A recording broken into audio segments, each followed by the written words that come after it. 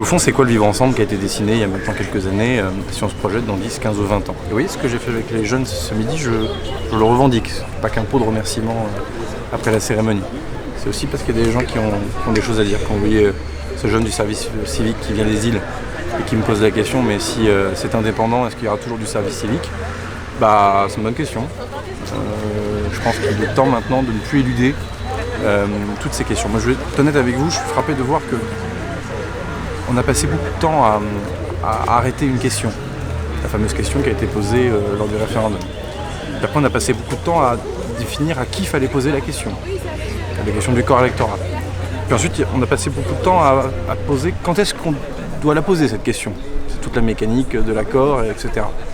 Je suis frappé de voir en fait qu'on n'a jamais beaucoup travaillé sur la réponse, sur les réponses. On a travaillé sur la question, à qui on pose la question, quand est-ce qu'on pose la question. En revanche, les deux réponses potentielles, oui et non, ça c'est ce qui recouvre le plus grand flou. Et donc c'est aussi que là où sont cachés potentiellement les plus grands tabous. Donc moi je vais prendre le temps de travailler à ça très sereinement, très calmement. Enfin le gouvernement est là, je suis là. Je le fais en lien direct avec le président de la République et le Premier ministre au quotidien. Je ne suis pas venu que pour écouter.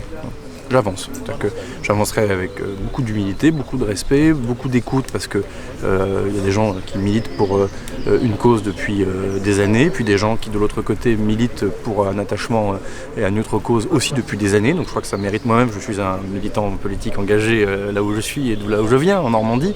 Donc moi j'ai du respect pour les gens qui s'engagent. Donc je ne traiterai jamais avec mépris celles et ceux qui ont des choses à dire. En revanche, le gouvernement aussi a des choses à dire. C'est quand même une partie de l'avenir de la France dans le Pacifique qui se joue. Donc on ne peut pas aussi être dans une logique... on émeut et on a beaucoup confondu l'État impartial et la neutralité. Beaucoup de gens se sont fourvoyés dans cette notion-là. Heureusement que l'État est impartial.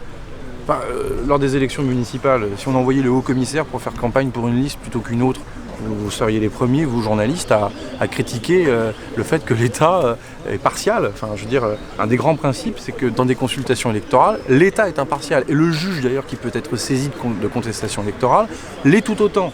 Lui, c'est la France. Donc, je revendique l'impartialité de l'État, pour être honnête. Et d'ailleurs, je suis étonné qu'on le reproche. Même ceux qui disent beaucoup aimer la France reprochent cette permanence bien française que l'État soit impartial. Allons bon. En revanche, le gouvernement de la République, lui, il peut prendre des initiatives politiques. En revanche, le gouvernement de la République, lui, il peut parfois dire des vérités. D'ailleurs, le Premier ministre Rocard, qu'est-ce qu'il fait en 88? Puis le Premier ministre Jospin, qu'est-ce qu'ils font en 98 au nom du gouvernement quand ils signent des accords? Ils engagent, ils prennent position. Bon, ça, évidemment, c'est possible. Et personne n'a jamais dit le contraire. Donc je veux aussi tordre le cou à cette idée comme quoi l'État serait responsable de tous les maux. Je pense au contraire qu'on a su organiser un référendum dans des conditions qui étaient très difficiles. Je rappelle quand même à toutes les Calédoniennes et les Calédoniens que la crise sanitaire dans l'Hexagone, elle est difficile, qu'elle a aussi impacté l'organisation du scrutin à distance et pour cause, sinon moi, je serais moi-même venu au mois de juillet et je n'aurais pas attendu maintenant si le Covid n'était pas passé par là.